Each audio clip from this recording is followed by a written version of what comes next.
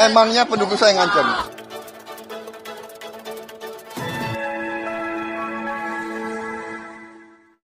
Assalamualaikum warahmatullahi wabarakatuh. Alhamdulillahirabbil alamin.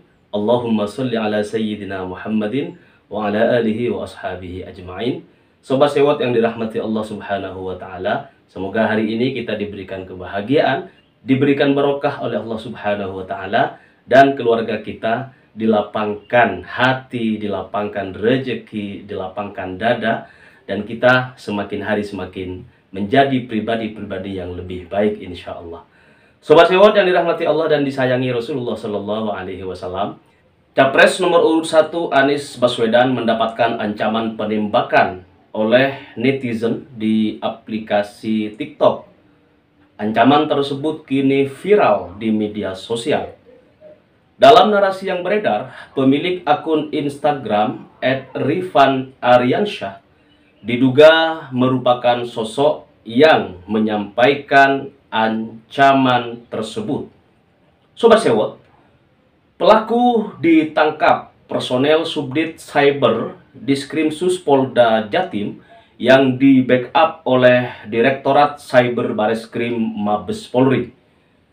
Pelaku sudah dibawa petugas gabungan dari Polda Jatim dan Bareskrim Polri untuk diperiksa lebih lanjut.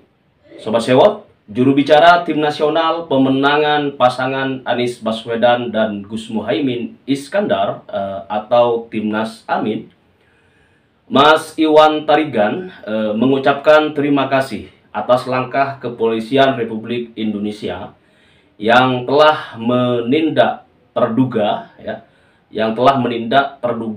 pengancaman pembunuhan terhadap capres kesayangan kita semuanya, Mas Anies Rashid Baswedan.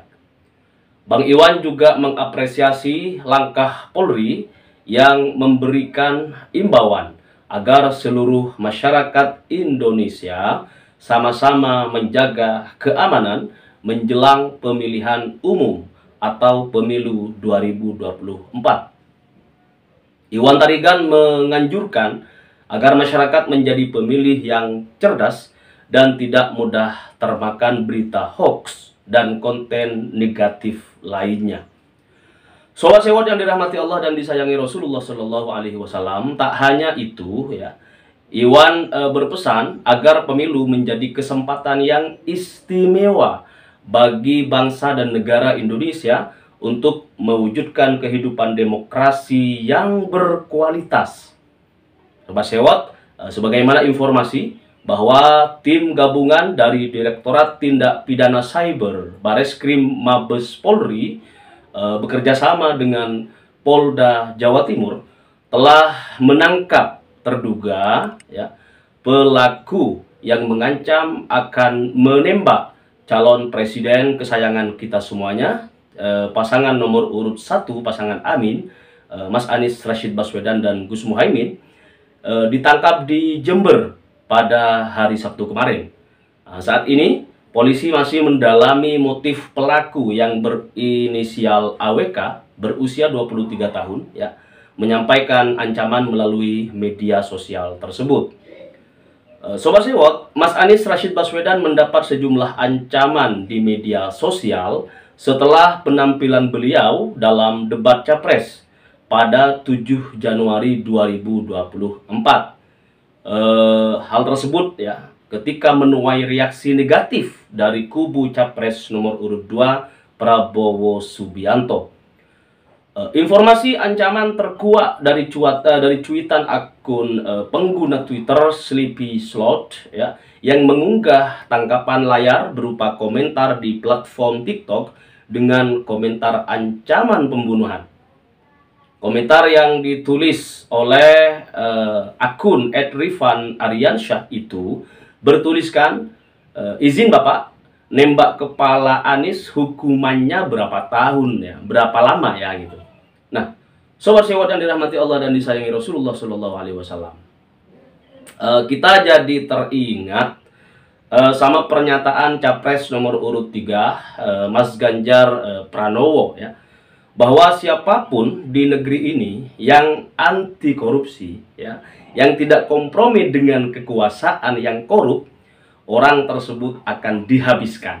Ya, barangkali ancaman yang ancaman, halangan ya, yang seperti ini, ini menjadi salah satu alasan para koruptor dan sengkuni di negeri ini untuk mencegah dan tidak senang atas pencalonan Mas Anies Rashid Baswedan di Pilpres 2024. Ya, karena bersih, anti korupsi, nggak bisa diuangkan, dan integritasnya luar biasa. Makanya fitnahan terhadap rekam jejak yang bergemilang prestasi dan penghargaan baik dari dalam negeri maupun luar negeri kepada Mas Anies Rashid Baswedan kini menjadi keniscayaan, ya, menjadi keniscayaan bagi calon-calon penghuni rutan setelah berkuasa 10 tahun terakhir sejak 2014 hingga 2024 ini, agar bisa selamat dari jerat hukum dan terhindar dari meja hijau pengadilan. Mereka begitu takut ya kepada calon presiden kesayangan kita semuanya, Mas Anies Baswedan, jika terpilih jadi presiden. Karena kejujuran dan sikap anti uang pelicin di Mas Anies Baswedan dapat menjerat mereka ke dalam penjara. Nah, Sobat Sewot, kalau teman-teman kita yang ada di manapun, politisi-politisi yang hari ini sedang bertugas misalnya, mereka selama 5 tahun terakhir, bahkan 10 tahun terakhir, benar-benar mengabdikan diri kepada bangsa dan negara, tidak kompromi dengan korupsi, maka mereka akan baik-baik saja siapapun misalnya yang maju sebagai calon presiden di Republik tercinta Indonesia ini. Karena kita sadari bahwa negara kita adalah negara yang bersistem demokrasi, ya, dari rakyat, oleh rakyat, untuk rakyat. Rakyat boleh mencalonkan diri sejauh dia memenuhi syarat pencalonan misalnya. Tetapi kini kita dipersulit oleh money politik yang marak dilakukan oleh para politisi, oleh mereka yang katanya negarawan tetapi main politik uang gitu. Nah, makanya para milenial hari ini tidak heran jika bersuara di mana-mana. Mereka juga sekarang mendesak Mas Anies Rashid Baswedan untuk menjawab tantangan zaman, tantangan politik yang hari ini sudah carut marut di negara kesatuan Republik Indonesia. Memang di pemberitaan kita selalu menemukan tema yang kebinekaan dan lain sebagainya, tetapi itu hanyalah sebuah judul konten yang tidak lebih gitu kan, dari sekedar ingin menutupi kebobrokan kepemimpinan secara nasional yang hari ini dialami oleh bangsa kita. Oleh karenanya Sobat Sewot, mari kita berpikir lebih tenang, lebih damai. Jangan marah-marahan kayak ya yang kita tahu selama ini gitu kan. Suka marah, temperamental, suka siapapun itu gitu kan. Mari kita jalani proses pemilu ini dengan damai, dengan nyaman, dengan adil, dengan transparan. Jangan sampai kemudian ada wasit yang ikut menjadi pemain, karena ini akan membahayakan bagi demokrasi kita yang sudah sejak lama diperjuangkan dan dirawat oleh para senior-senior kita di Jakarta misalnya. Nah, Sobat Sewot yang dirahmati Allah dan disayangi Rasulullah Shallallahu Alaihi Wasallam, terkait ancaman, kita optimis bahwa ini hanya sebuah bentuk dari rasa kesel barangkali karena Mas Anies Rashid Baswedan unggul pada debat Capres yang ketiga tanggal 7 Januari kemarin, sehingga fans atau penggemar dari paslon lain ini merasa terganggu, sehingga mentalitas mereka naik yang naik darah lah. Dan itu sangat spontan barangkali ketika melihat foto Mas Anies gitu. Ada yang gemes, ada kayak kita ini kan kalau melihat foto atau gambar atau video yang lewat gitu, yang menayangkan Mas Anies Rashid Baswedan, kita ini kan gemes gitu. Tetapi mereka yang ada di luar barisan Amin, ini barangkali masih ada rasa yang tidak nyaman di hati gitu, sehingga kalau Mas Anies unggul sekalipun, mereka akan tetap tidak bisa menerima kenyataan gitu. Nah, Tetapi Sobat Sewot, mari kita doakan agar mereka yang hari ini belum merapat ke barisan Anies Baswedan dan Gus Muhaimin beserta para alim ulama, para kiai yang mayoritas mendukung pasangan Amin, kita doakan semoga mereka segera bersama-sama kita, bareng kita gitu kan. Mereka bismillah tawakkaltu ala Allah untuk memenangkan pasangan Anies Baswedan dan Gus Muhaimin Iskandar satu putaran. Kemudian kita akan membangun Indonesia ini dari hulu hingga hilir, dari Merauke sampai Sabang gitu kan, untuk menjadi negara yang baldatun thayyibatun rabbun ghafur. Tanpa seperti apa yang selalu disampaikan oleh Mas Anies Rashid Baswedan, bahwa Mas Anies ini akan fokus kepada grassroots, masyarakat bawah, dinaikkan pendapatannya, akan dinaikkan harkat martabatnya gitu kan, tanpa menurunkan grid mereka yang sudah ada di atas awang-awang gitu. Tetapi konsep keadilan inilah yang kemudian harus kita kembali berpikir secara lebih matang, karena kita ini nggak bisa, Indonesia ini kalau tanpa sistem yang berkeadilan, tentu kita tidak akan menemukan rasa nyaman dalam menjalani kehidupan berbangsa dan bernegara di negara kesatuan Republik Indonesia. Sobat Sewot yang dirahmati Allah dan disayangi Rasulullah Shallallahu Alaihi Wasallam, saya mengajak teman-teman semuanya, kaum milenial yang hari ini masih di luar barisan pasangan Amin, untuk segera merapat menyatukan pikiran.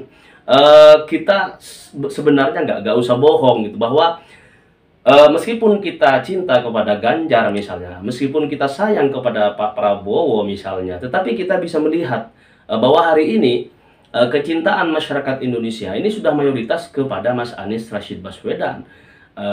Amanah, kalau ditanyain tuh kepada publik siapa yang paling amanah, tentu jawabannya Mas Anies Rashid Baswedan.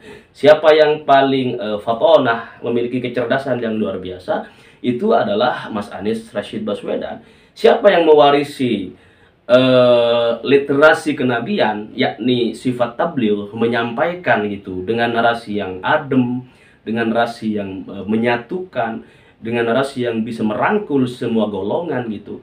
Kalau ditanya ke publik, jawabannya pasti Mas Anies Rashid Baswedan.